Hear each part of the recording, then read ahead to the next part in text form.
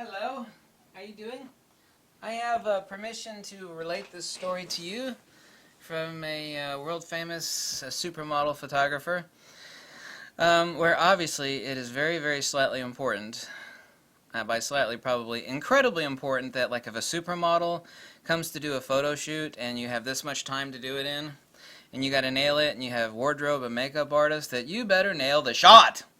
Right? It's probably slightly important. It's like for the cover magazine, cover of, a famous magazine, which he does shoot for. Check out his links below. And this is a story I got his permission to relate to you. That he used to be, he says he took him quite a while to switch over from film to digital. I don't want to mention the other company, but he was shooting for another company and using their digital cameras, and he was upset, I guess. Those aren't his words, but the summation I'm going to say is upset that there were too many shots where the eye was not in focus. In other words, this company's autofocusing system is not good. Pentax! Pentax! But anyway, this unnamed company, he switched from that to the Nikon D800, of which he says he has two Nikon D800s and a D800E. Essentially the same engine as the D810, same cameras.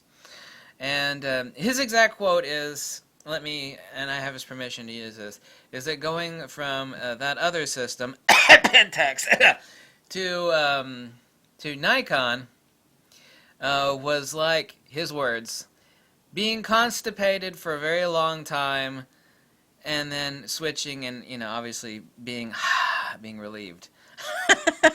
He's got a great sense of humor. What a wonderful guy. He called me from Paris, France. He also, in the 2 hours that we talked, he called me. He basically said that if you're in his type of work, which haute couture, and I don't know, I hope I'm not saying this wrong because I'm not in that type of photography, obviously. I guess you can't call it like super high-end fashion, or I guess you can. I mean, he's photographing the absolute pinnacle supermodels of the world that you have to be in New York or Paris and possibly London. He emphasized that to me. So he's like, if you ain't there, you ain't doing it. So I kind of knew that, but not really. In other words, if you're in his business, you have to be there, period. Paris or New York or Paris, period. Like, you have to be there. I thought that was interesting. But it was very funny. And he said, it was like being constipated for a long time and then finally switching over. It's like, so this is the short review from one of the world's best supermodel, if, top 5, top 3. Everybody in the world wants to have him use their gear, literally. Everybody wants him to use their gear. It's like, oh my God, Benjamin's using my gear. Which makes sense. I mean, his work, and this is a true story, and I told him this. He did a cover of, what's her name? Corey, Carly Moore, I think is her name. Really hot supermodel. Polish. I remember years ago, was it years ago or maybe a couple years ago? I remember seeing that Vogue cover shot that he did, and it's like the only cover shot that made me stop, like someone slapped me in the face with a baseball bat and just like stand there frozen. And it's like, the guy just called me out of the, I didn't say like, hey, call me Benjamin. He called me out of the blue. By the way, he says that, I never would have thought this. His exact words, he said that I've been very helpful to him on some technical stuff. It's like, me? It's like, you're a top supermodel photographer of the world. I actually feel honored. Actually, that kind of broke my heart, literally, that I could be of some help to somebody like that. Isn't that wonderful? He was interested in snagging for some different sort of work that he does. He was asking me some questions about the Fuji X-T2 and a few of their lenses, which is why he called, one of the reasons. But we also, we talked for a couple hours, and he's a wonderful person. Really awesome, bubbly personality. Really cool, down to earth. He's Canadian, and he's living in Paris, France, which, like I said, he said that you have to live there to do that type of photography. He said some other things that were absolutely hilarious that I won't repeat. It's so funny. Like, oh my god, that's hilarious.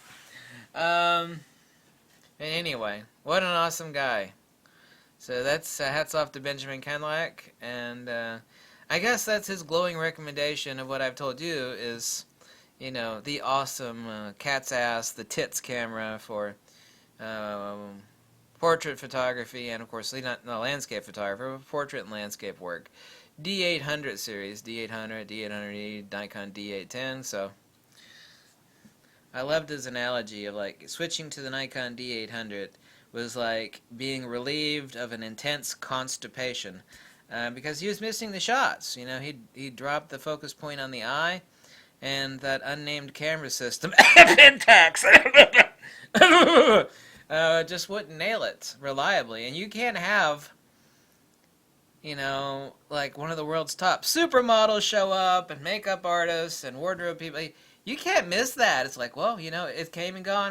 You know, oh, sorry, the eye's out of focus. You know, what are you going to do? Damn. You know, so obviously it's important to any photographer, but someone like him, he has to nail it. And he relies on the Nikon D800 series. Okay? So I got his permission to relate that story to you. Thank you to Benjamin Kenlack for allowing me to relate this story to you from him. Thank you so much, and thank you specifically, obviously, to Benjamin. Thank you. Benjamin, you are the cat's ass. And Benjamin knows what the cat's ass means. That means you're awesome. You're awesome. Thank you. Goodbye.